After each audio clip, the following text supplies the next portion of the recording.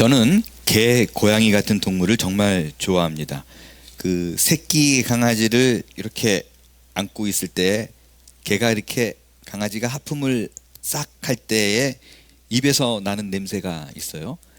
아내는 질색을 하고 싫어하는데 저는 그 냄새가 너무 구수하게 느껴질 정도로 좋습니다. 그래서 설교를 제가 준비하다가 스트레스를 받으면 하는 행동이 두 가지가 있어요. 하나는 아르헨티나 축구 선수 메시가 뛰는 그 동영상을 잠깐 본다든지, 아니면 개 혹은 고양이가 나오는 짤막한 동영상 그 1, 2분짜리를 들여다보고 있으면 신기하게 스트레스가 싹 가시는 거를 제가 느끼곤 합니다.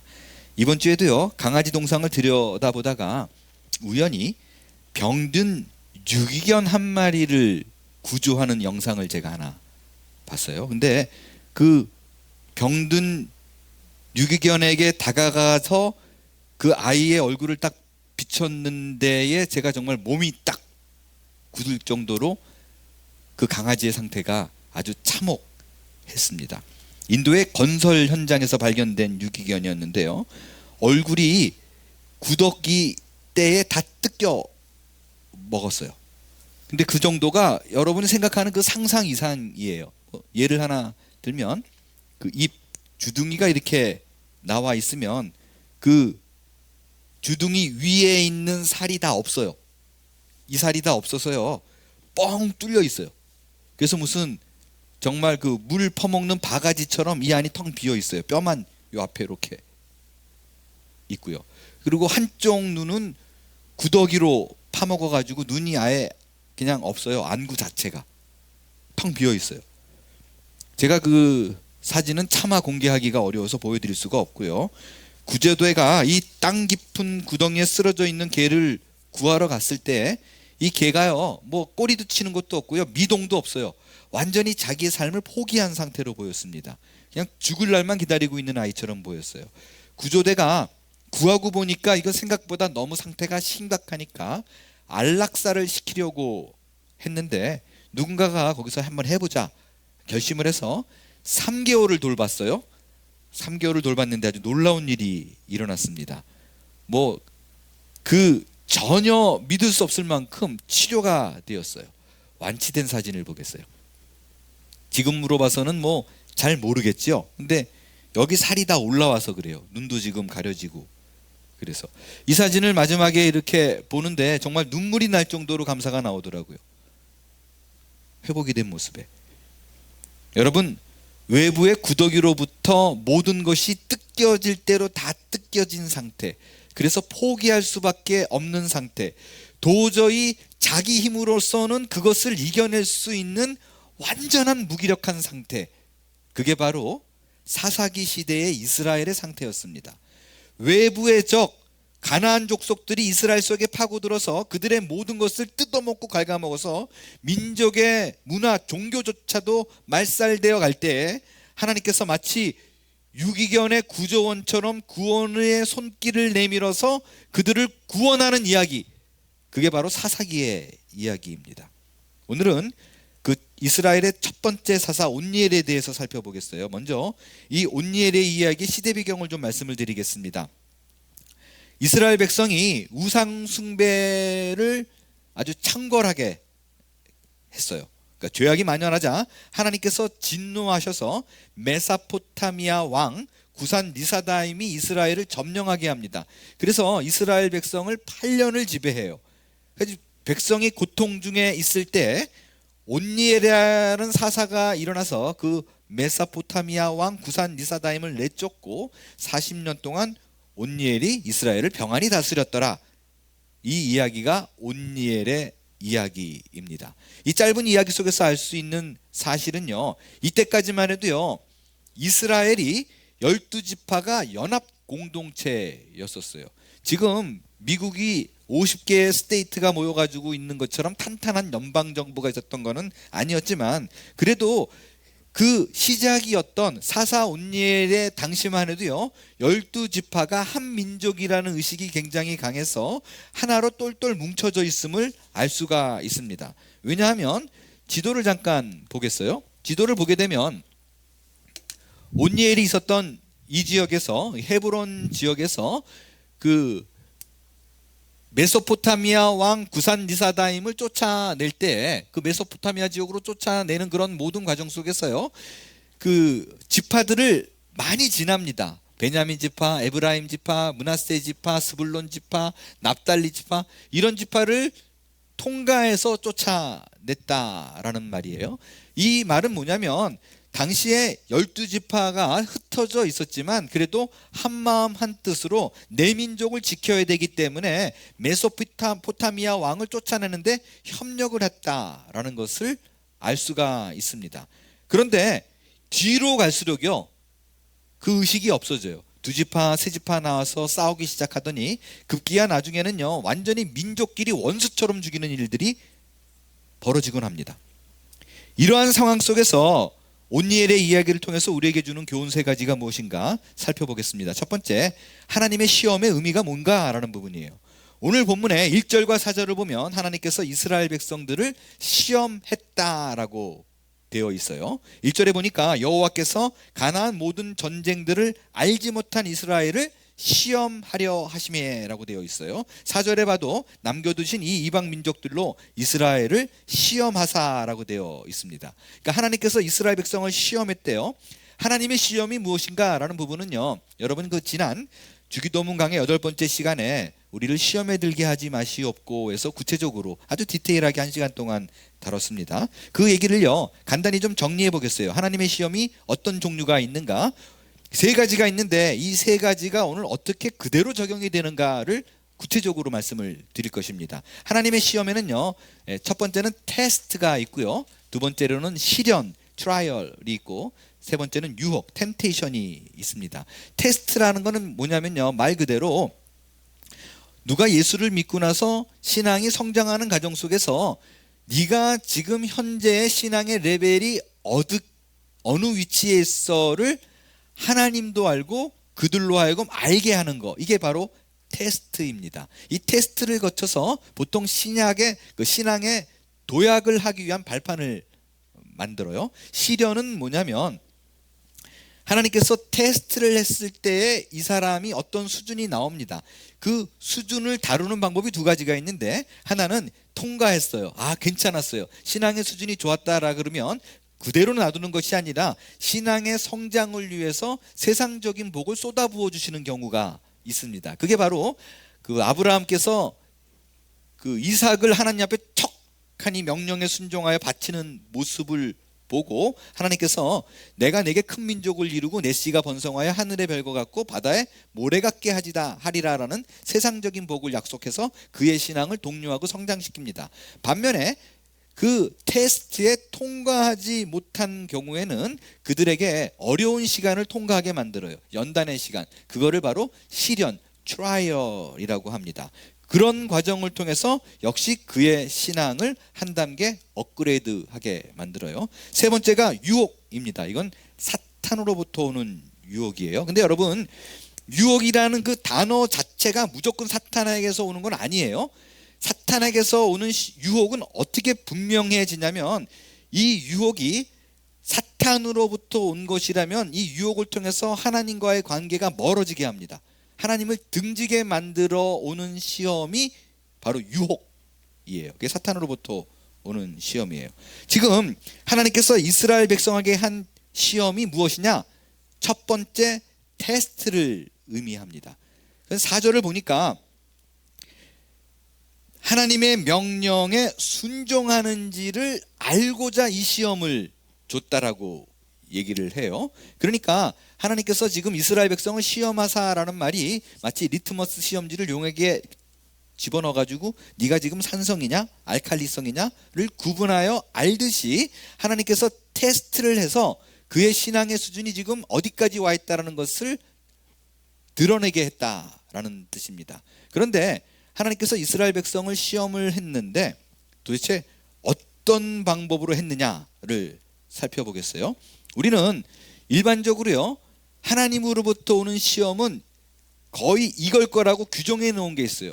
그러니까 마치 아브라함에게 하나님께서 이삭을 바쳐라는 하나님의 지시와 명령이 분명하잖아요. 그래서 하나님의 그 지침이 개인의 유익과 어떤 이득 이런 거를 손해가 가는 상황일지라도 하나님의 지침이 분명하니까 그 내 개인의 유익을 끊고더라도 내가 하나님을 향하여 갑니다라는 분명한 의지를 보여주는 거, 그것이 시험에 통과하는 방법, 뭐 이런 걸로 국한돼서 생각하기가 쉽습니다.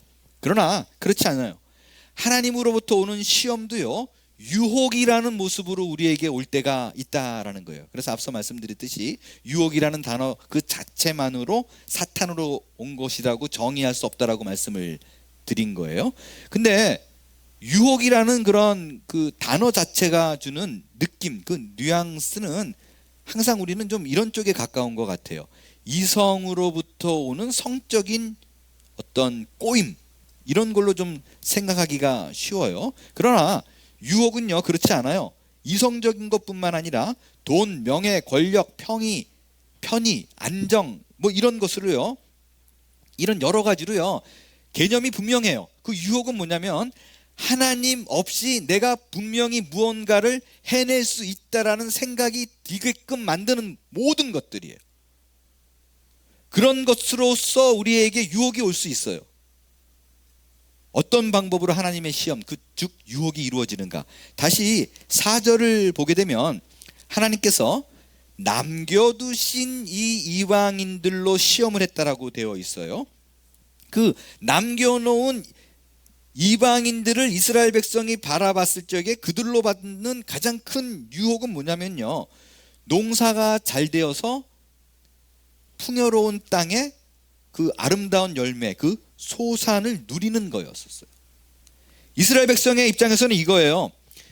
가나안 땅에 딱 들어와 봤더니 지금까지 40년을 지내왔던 광야의 땅과는 달라요. 광야는 척박한 땅이지만 가나안 땅은 젖과 꿀이 흐르는 기름진 땅입니다. 씨를 뿌리면 곡식을 거둘 수 있는 그런 땅이에요. 그럼 이들의 생각에서는요, 광야 40년을 잘 버텼던 이유는 그 척박한, 풀 한 퐁이 나오지 않는 척박한 땅을 잘 견뎠던 이유는 여호와 하나님은 광야의 신이기 때문이다라는 생각이에요.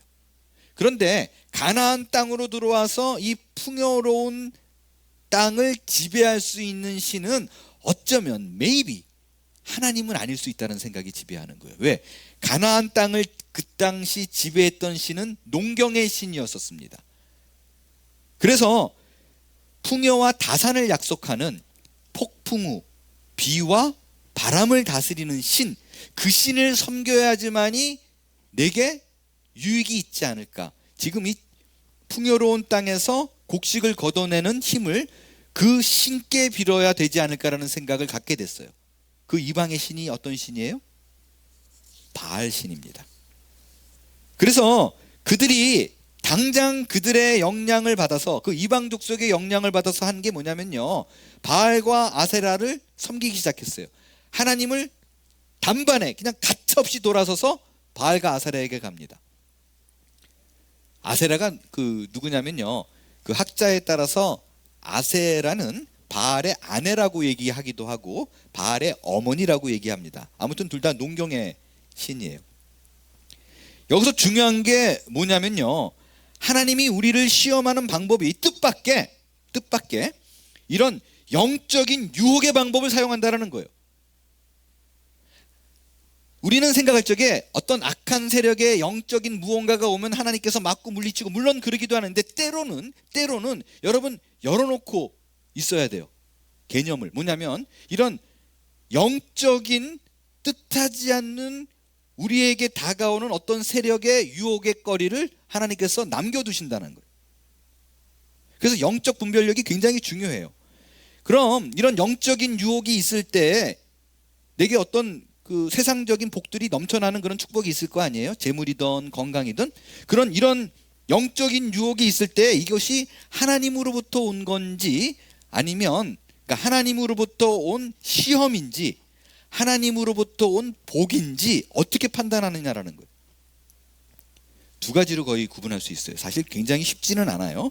그러나 내가 그 세상적인 복, 그것이 건강이든 재물이든 그 복을 얻을 수 있는 방법이 하나님의 말씀에 합한가라는 거예요. 하나님의 말씀에 합하지 않고 또 다른 편법적인 수단을 동원해야만 된다면, 누군가에게 상처를 주고 하나님의 의에 어긋나는 법칙이 적용이 된다면 그거는 하나님으로부터 온 복이 아니라 하나님으로부터 온 테스트, 하나님으로부터 온 시험, 유혹이라는 거예요. 그게 첫 번째 구분법이고요. 또 다른 하나는 내가 그런 어떤 이 유혹 속에서 내가 누리는 편의와 복을 얻었을 때 그것이 제공되어지는 사람을 의지하게 되느냐, 아니면 결과적으로 그것을 누림으로 말미암아 내가 더욱더 하나님을 알고자 하는 열망과 하나님에 대한 사랑과 하나님을 알고 싶어하는 지식의 깊이를 더하기를 원하는가, 내가 어떻게 변하고 있는가를 구분하면 됩니다. 예외가 없습니다. 만약에 내가 무슨 영적인 현상으로 인해서 내가 복을 누리는 것이 그것을 통해서 사람에게 집중하게 되고 그것을 전파하는 그 사람의 말이 무조건 하나님의 말씀이라고 맹목적 추정하게 된다면 그거는 하나님으로부터는 복이 아니라 하나님으로부터 온 유혹입니다. 과연 얘가 넘어가나 안 넘어가나 수준이 어떤가를 알아보기 위한 거예요. 우리가 뜻밖의 굉장히 이런 거에 약해요. 좀 쉬운 예를 한번 들어볼게요. 지금 버지니아 어느 한 지역에서 어떤 영적인 기독교 집회를 열었는데, 그 영적인 집회를 하는 강사분이 그 1시간 동안 설교하고 나서 꼭 마지막에 기도받을 사람은 남으세요 그러고 남아있는 사람들을 머리에 손 얹어가지고 한 사람 한 사람 기도해주기 시작하는데, 기가 막히게 손을 딱 얹어가지고 기도할 적에 내 속을 들여다보는 것처럼 내가 지금 겪고 있는 일, 괴로워하고 있는 일, 그런 일들을 다 강사 목사가 말하더라 그러면 거기 깜빡 넘어갑니다. 그렇죠? 그래서 어떤 일이 벌어지냐면, 야, 이분이 정말 신령한 분이 맞구나, 하나님의 그 은사가 있는 분이 맞구나 라는 생각으로 이분의 말을 따라서 쫓아가기 시작하는데, 이것이 하나님께서 내게 개인적으로 주시는 음성이기 때문에 하나님을 더욱더 매달리게 만드는 것이 아니라, 어려운 일이 생길 때마다 이분을 생각하게 만들고 어려운 일이 생길 때마다 이분을 찾아가 가지고 말씀을 들어야겠다라는 생각이 내가 하나님의 말씀을 보면서 하나님의 뜻을 구하는 것보다도 훨씬 앞서간다면 그거는 결탄코 하나님으로부터 오는 복이 아니라 하나님으로부터 오는 유혹입니다. 보통 이런 집회에 가면요, 병이 낫고 방언받고 심지어 치아가 황금으로 변하고 손의 땀들이 금가루로 바뀌고, 여러분 이 얘기 제가 지어내는 거 아니에요. 제가 여기 있었을 때 버지니아에서도, 그리고 콜로라도 스프링스에서도, 캘리포니아에서도, 한국에서도 언제나 이 문제가, 또 이러한 현상들이 일어나는 그 집회들이 항상 존재합니다. 이런 놀라운 이적과 기사가 일어나면 우리는 유혹받습니다. 그리고 그 강사가 하는 말을 믿고 쫓아가게 돼요.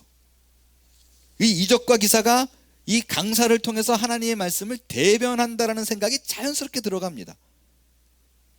정확히 이런 상황의 이야기를 신명기에서 뭐라고 말을 하는가? 신명기 13장 1절에서 3절 말씀을 보겠습니다. 제가 읽을게요. 너희 중에 선지자나 꿈꾸는 자가 일어나서 이적과 기사를 내게 보이고 그가 내게 말한 그 이적과 기사가 이루어지고 너희가 알지 못하던 다른 신들을 우리가 따라 섬기자고 말할지라도, 여러분 여기서 굉장히 중요한 말이 나옵니다. 이방인들이 섬기는 예언, 기사, 이적이 안 이루어진다라고 성경이 얘기하고 있지 않다라는 거예요. 그들도 그런 기적과 이적을 얼마든지 충분히 해낸다라고 얘기를 하고 있다라는 점이에요. 그래서요, 여러분들 나는 점 같은 거 안 봐. 왜 안 보는데? 그거 안 맞아. 그 볼 필요 없어. 그래서 라고 생각해서 안 간다면 그거는 성경적인 거 아니에요. 그건 여러분이 잘못 알고 있는 거예요. 성경은 분명히 그들이 하는 점들, 예언, 이적 맞을 수도 있다라고 얘기를 하고 있다는 사실을 주목하십시오. 그래서 여러분이 그 점들이 안 맞기 때문에 안 가는 것이 아니라, 맞던 안 맞던 상관없이 심지어 기가 막히게 맞을지라도 하나님의 음성이 아니기 때문에, 하나님의 말씀이 아니기 때문에 나는 안 가 라고 내 안에 규정 내리고 정의 내리지 않는다면 이러한 유혹 속에서 언제든지 넘어갈 수 있습니다. 그러니까 저건 안 맞아, 그건 다 가짜야, 이거기 때문에 안 가는 게 아니라고요. 이해되시죠? 자, 여기서 굉장히 중요한 말이 나옵니다. 하나님이 하시는 말씀은 그들이 맞을지라도 안 된다는 건데, 이어서 보겠어요. 너는 그 선지자나 꿈꾸는 자의 말을 청종하지 말라. 이는 너희 하나님 여호와께서 너희가 마음을 다하고 뜻을 다하여 너희 하나님 여호와를 사랑하는 여부를 알려하사 너희를 시험하심이니라. 더 놀라운 거는요, 하나님께서요 이런 영적인 유혹들을 일부러 때에 따라 숨겨놓기도 한다는 사실입니다. 지금 이스라엘 백성들이 폭풍의 신, 농경의 신이 주는 복의 유혹이 앞에 있어요. 그때 그들이 어떤 반응을 보였는가? 공교롭게도요, 그런 영적인 유혹이 있어서 내가 세상적인 복을 충분히 누릴 수 있다라고 판단이 되어지자마자 그들이 몽땅 다 넘어갔다라는 거예요. 너무도 쉽게 자기의 유익을 쫓고 하나님을 버리게 됐어요. 여러분, 하나님께서 이런 시험을 이스라엘 백성들에게 허락하신 가장 큰 이유는 다른 거 아니에요. 왜 이런 시험을 그들 앞에 두었는가? 다른 거 아닙니다. 그들의 정체를 폭로하는 거예요. 우리 인간들은 끊임없이 내가 하나님 없이 잘 살 수 있다라고 생각되어지는 순간 바로 그 즉시 하나님을 버릴 준비가 되어 있는 인간들이라는 것을 그들로 하여금 확인시켜 주는 거예요. 항상 우리는 말로는 근사하게 하나님의 자녀 백성이기 때문에 내가 하나님을 쫓아갑니다라고 말을 하지만, 그것이 조금이라도 내 이권과 관계되는 다른 좋은 것이 생겨난다면 가차없이 등 돌릴 수 있는 존재라는 것을 이 사건을 통해서 폭로하고 있는 거예요. 여러분, 복음의 가장 큰 핵심은 이런 거예요. 하나님께서요 우리를 사랑하시는 이유가 우리의 행위와 인품과 사상의 고결함 때문이 아니라는 거예요. 우리는 언제든지 틈만 나면 하나님을 배반할 수 있는 100만 가지 이유를 갖고 사는 사람들입니다. 그러나 그럼에도 불구하고 하나님께서는 끝까지 나를 사랑하시고 나를 버리지 않고 당신의 신실한 약속을 지켜나가시더라. 이것이 복음이에요. 여러분, 다시 한번 강조해서 여러분에게 복음의 핵심을 말씀드립니다. 여러분이요, 혹시 신앙생활 하시다가 내가 돌아보니까 하나님께서 나를 사랑하시는 이유는 나의 이러한 점을 예뻐해서 나에게 복 주실 수밖에 없는 것 같아 라고 생각한다면 여러분, 눈꼽만큼도 여러분은 복음을 모르는 겁니다. 복음은 아무런 가치 없는 나, 하나님 보시기에 조금도 사랑할 만한 근거를 갖고 있지 않는 나, 어떤 조건도 내용도 갖고 있지 않는 나를 사랑하셔서 그 고통스러운 십자가를 기꺼이 지심으로 말미암아 나를 사랑했다라는 것을 증명했다는 것이 기독교 십자가 복음이에요. 그래서 여러분이 하나님을 알면 알수록 그분 앞에 무릎을 꿇으면 꿇을수록 어느 방향으로 가야 되느냐, 내가 하나님 앞에서 칭찬받는 인생으로 살아야겠다라는 쪽이 아니라 내게는 조금의 의가 없구나라는 것을 깨달을 수밖에 없는 거예요. 십자가에 가면 갈수록 나의 더러움이 폭로가 되는 거예요. 그걸 인정해서 십자가의 사랑이 있다면 내 인생은 어떤 길을 거들어 가더라도 하나님께서 나를 주관하시고 내게 한량없는 복으로 붙들고 계실 것이다라는 것을 아는 삶, 그것이 복음으로 가는 삶이래요.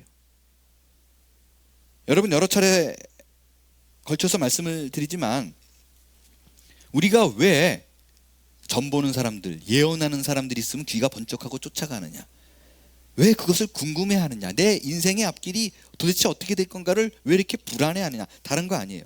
내 인생을 주관하시는 하나님에 대한 확신이 없기 때문입니다.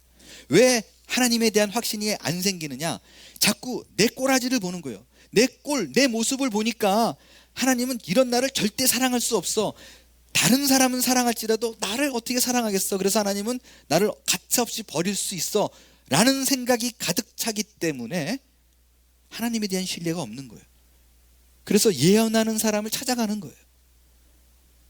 그러나 그렇지 않습니다. 복음은 그럼에도 불구하고예요. 나의 부족함과 연약함에도 불구하고 나를 사랑하시는 하나님이 계시다라는 것이 십자가 복음이라고요. 오늘 이스라엘 백성들이 바알과 아세라 신을 쫓아갑니다. 만일 우리가 생각하는 인과응보 사상에 의하면 이들이 어떻게 돼야 돼요?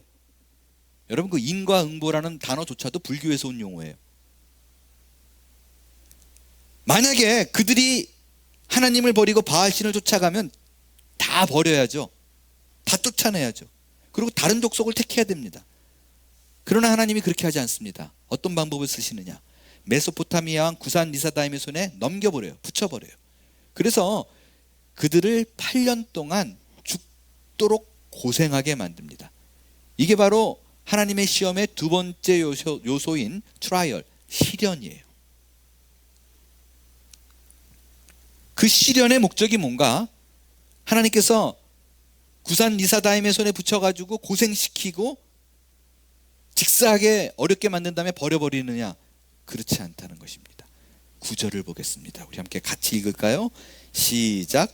이스라엘 자손이 여호와께 부르짖으매 여호와께서 이스라엘 자손을 위하여 한 구원자를 세워 그들을 구원하게 하시니 그는 곧 갈레베아오 그나스의 아들 온니엘이라. 하나님께로 돌아오게 합니다. 그들의 입술로 말미암아 이제 하나님 아니면 안 되네요 라고 부르짖게 만든다라는 것이에요. 그래서 그 부르짖자마자 나는 당신이 필요해라고 말하자마자 한 구원자를 보내십니다. 그게 바로 신약으로 말하면 예수 그리스도예요.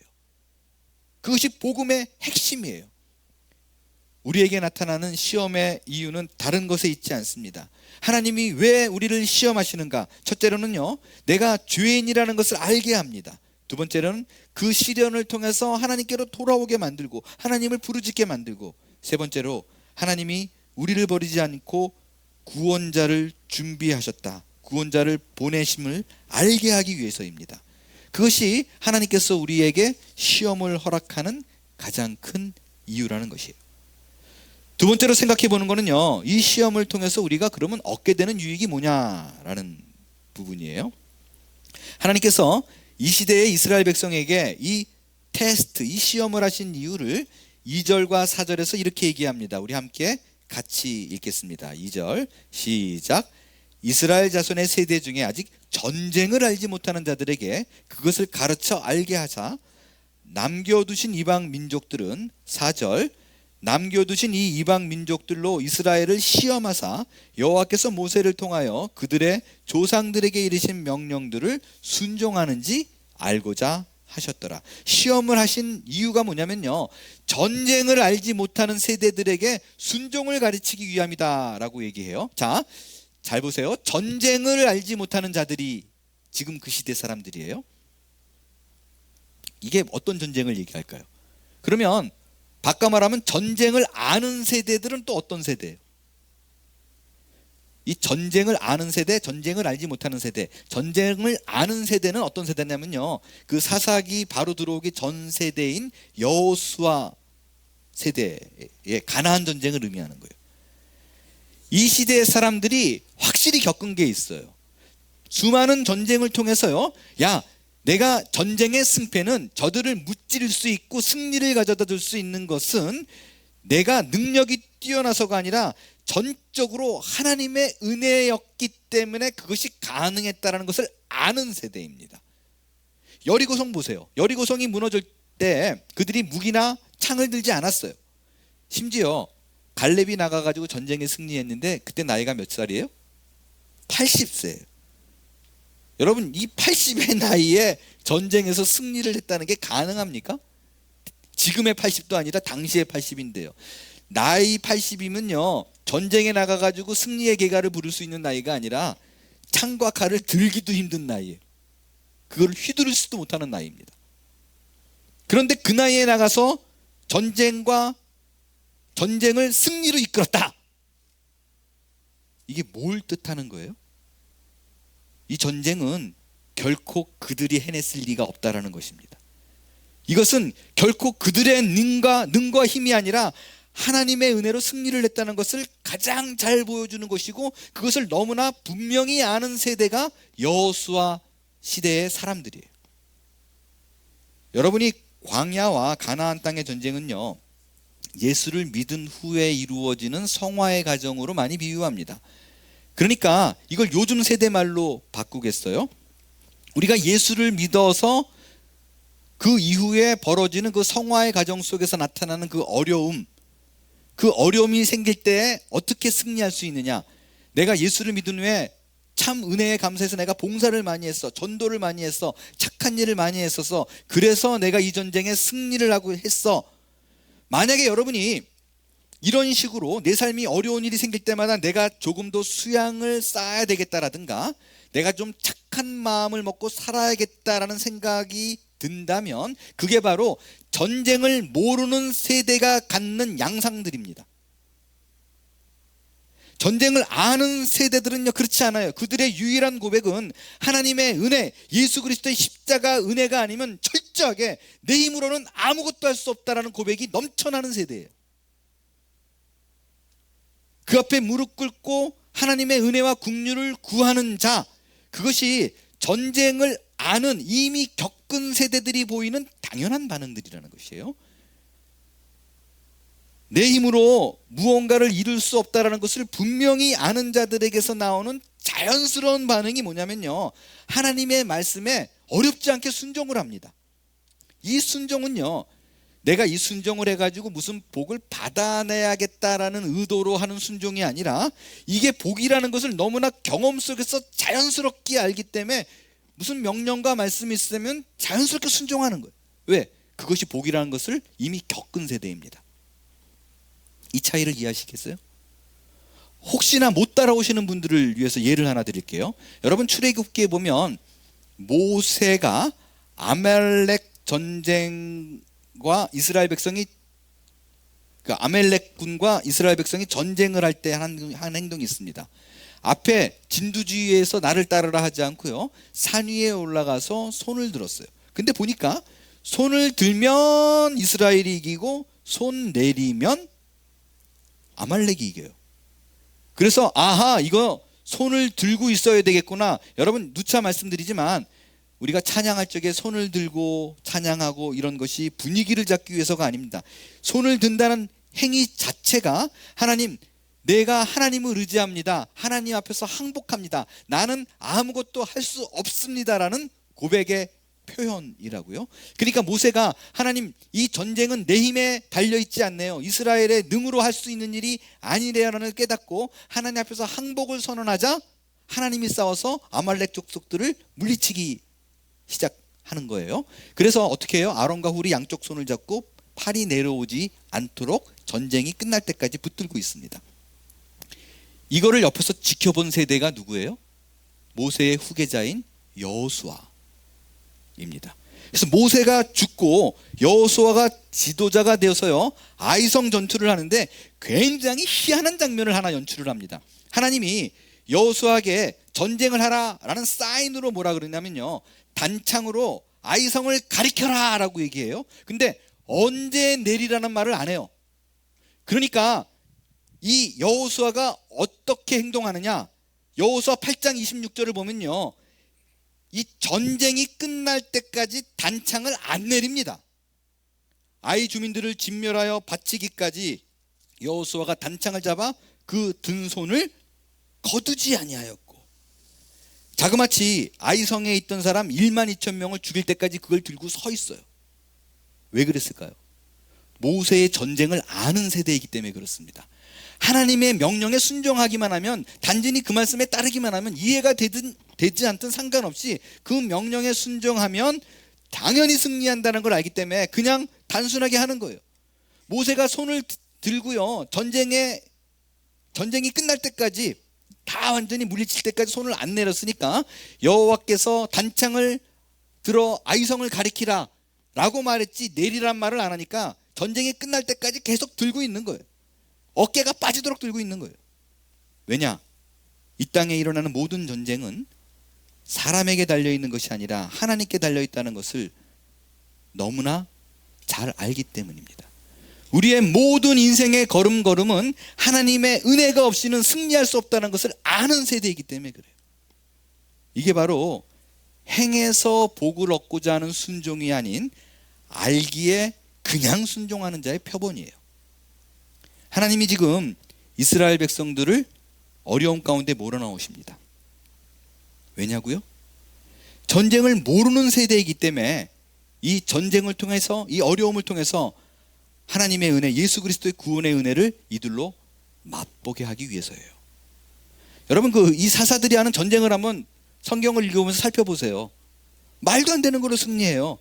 그 사사 중에 삼갈이라는 사람이 있어요. 혹시 아십니까? 사사기에 딱 한 절 나와요. 3장 31절. 근데 이 삼갈이 어떻게 승리하냐면요, 칼과 창을 들고 나가서 승리하는 게 아니라 소모는 막대기로 600명을 쳐서 죽어서 이스라엘을 구원해요. 소모는 막대기로. 삼손은요, 어떻게 승리해요? 머리카락만 안 자르면 승리해요. 여러분, 이게 말이 돼요? 성경을 읽으면서 그런 사실을 딱 접하게 되면 이게 메이크 센스 하냐고요. 말이 안 되는 거예요. 삼손은 머리카락을 안 자랐더니 승리하더라. 이게 무슨 동화도 아니고. 이게 다 무슨 얘기예요? 이들이 한 게 아니라는 거예요. 하나님의 은혜, 예수 그리스도의 은혜로 우리의 삶에 승리가 있다는 것을 전쟁을 통해서 그들로 알게 하는 겁니다. 여러분, 지금 여러분 마음속에 하나님의 시험으로 인해서 너무나 큰 고난과 고통이 있다고 느끼시나요? 하나님의 시험은 의도가 있습니다. 하나님께서는 그 전쟁을 통해 하나님의 은혜, 예수 그리스도의 은혜가 우리에게 머물고 있다는 것을 알게 해 주실 거예요. 그것이 바로 이 온니엘 사건에서 말하는 두 번째 메시지입니다.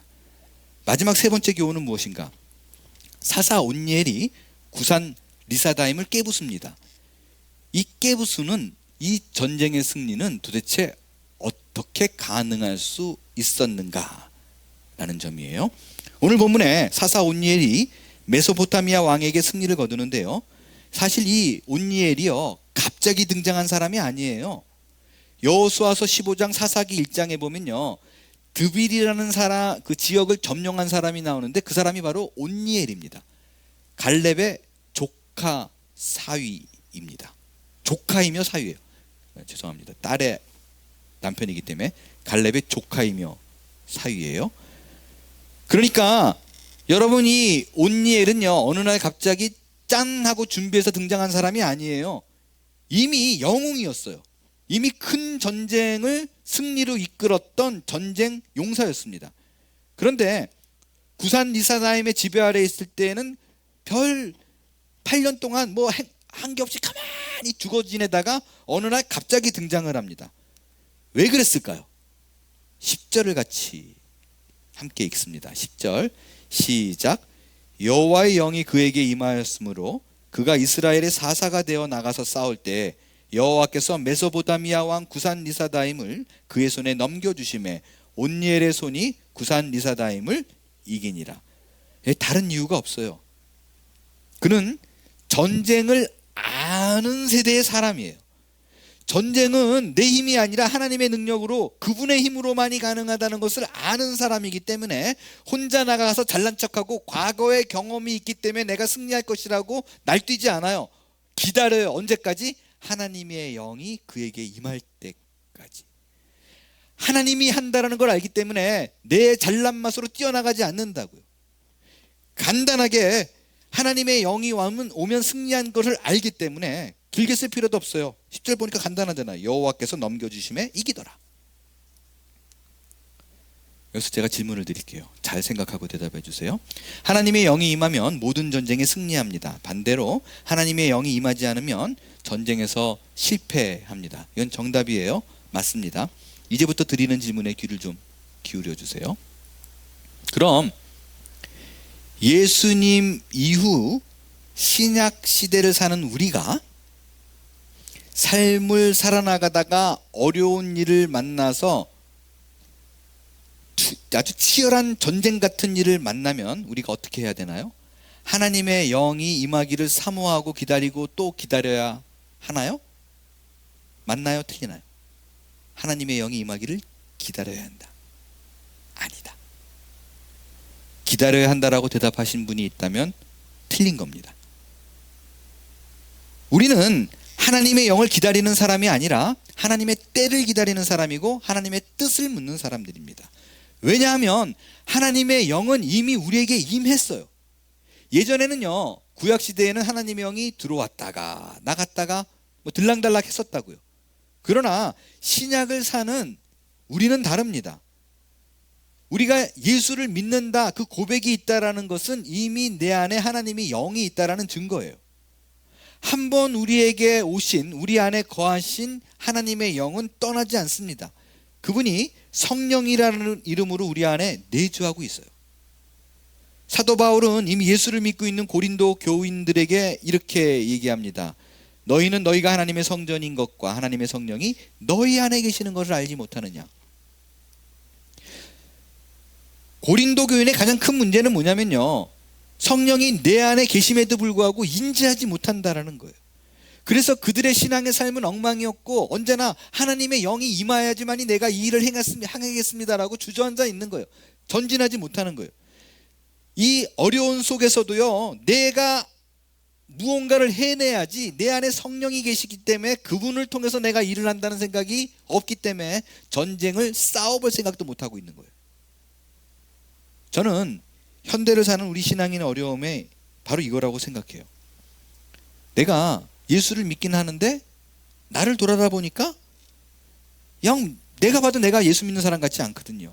그러니까 성령이 내 안에 계신다는 확신이 시간이 갈수록 없어지는 거예요. 그 이유로 내가 그 생각에 묶여서 신앙의 삶을 살아낼 수 있다라는 시도조차도 못합니다. 그러다 보니 오랫동안 예수를 믿었는데도 날마다 좌절하고 쓰러지고 불안해하는 거, 그게 우리의 모습이에요.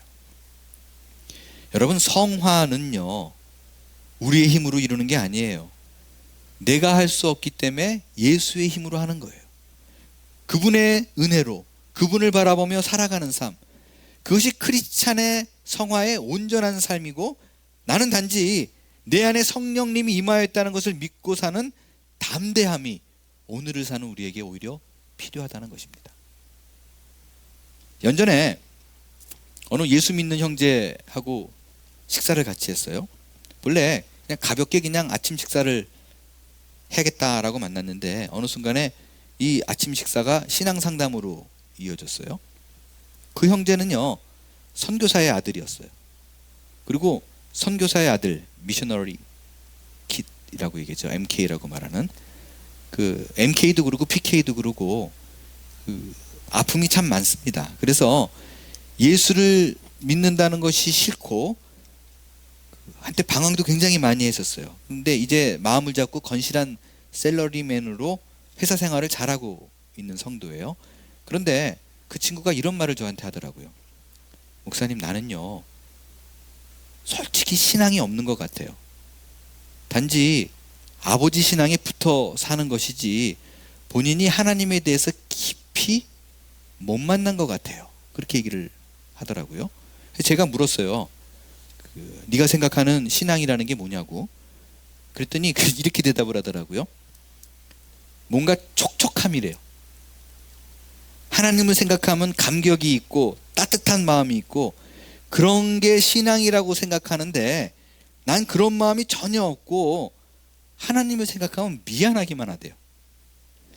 그 미안함이 좀 없었으면 신앙이 성장할 것 같은데 그것 때문에 신앙이 안 크는 것 같다라고 얘기를 하더라고요. 그래서 그 친구는 그냥 하나님을 생각하면 죄진 것 같고 그냥 교회가 있으면 피하고 싶고 그런 미안함이 있다라는 거예요. 그래서 제가 그랬어요. 그게 신앙이다. 신앙이 없으면 하나님에 대한 미안함도 없다. 넌 크리스찬들에게 물어봐라. 하나님을 향한 미안함이 있는지. 그들의 삶 가운데 하나님에 대한 미안함은커녕 하나님에 대한 인지조차 못한다. 신앙이란 본인이 본래 당당하지 못한다는 것을 깨닫고 미안하지만 뻔뻔함으로 하나님 앞에 나가는 게 신앙이다. 나는 부족해도 내가 예수 그리스도를 믿기 때문에 하나님이 나한테 복 줘야 되지 않아요? 라고 말할 수 있는 거, 그게 신앙이다. 그렇게 제가 말했어요. 그 친구는 자기를 이삭으로 비교하곤 했습니다.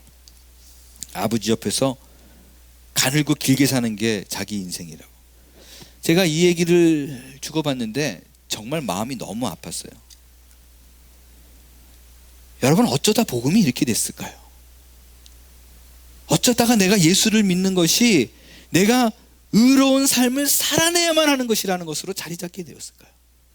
선교사의 아들로 자라면서 많은 사람들이 선교사의 아들이 저렇게 살면 안 돼라는 말에 상처받아서 예수를 잘 믿게 되는 것이 아니라 오히려 난 예수를 믿을 만한 자격조차도 없는 사람이라는 것처럼 정죄받아서 오랫동안 고통받는 것이 복음이 되고 그것이 교회가 되었을까요? 내가 도덕적으로 경건한 삶을 살아내지 못하기 때문에 교회에 오는 것이 두렵고, 그런 자가 교회 안에 있다는 이유로 외면을 받는다면 그것은 철저하게 복음에 반하여 가는 길입니다.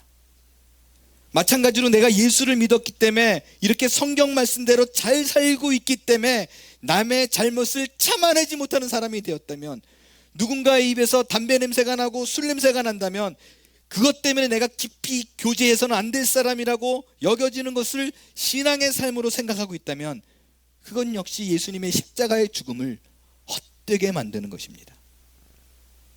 사도 바울은 갈라디아서에서 이렇게 얘기합니다. 내가 하나님의 은혜를 패하지 아니하노니 만일 의롭게 되는 것이 율법으로 말미암으면 그리스도께서 헛되이 죽으셨느니라. 여러분, 만일 우리의 힘으로 우리의 선한 행위로 의롭게 되는 것이 가능하다고 여긴다면 예수님의 죽음은 헛된 것입니다. 여러분의 삶이 고단할수록, 지치고 힘들어서 신앙의 삶을 살 수 없다고 생각할수록 우리에게 예수가 필요한 것입니다. 살아계신 성령이 오늘 내 안에 역사하고 계신다는 것을 더욱더 밝히 깨달아야 할 것입니다. 그것이 사사기에서 외치고 있는 하나님의 선언입니다. 말씀을 마칩니다. 여러분, 인생이 고달프고 힘든가요? 네, 쓰러져도 좋습니다. 실패해도 좋습니다. 하나님은 실패한 우리를 질책하시는 하나님이 아니라 너 왜 그렇게밖에 못 살아? 라고 책망하는 분이 아니라 우리의 실패와 실수에도 상관없이 우리를 붙들고 계시고 나를 결코 떠나지 않은 분이라는 것, 그것이 성경의 약속이요 우리에게 허락된 복음의 진수입니다. 그 사실을 꼭 기억하셔서 그 변하지 않는 진리 앞에 오늘 하루를 당당히 뚜벅뚜벅 걸어가는 저와 여러분이 다 될 수 있게 되기를 바랍니다.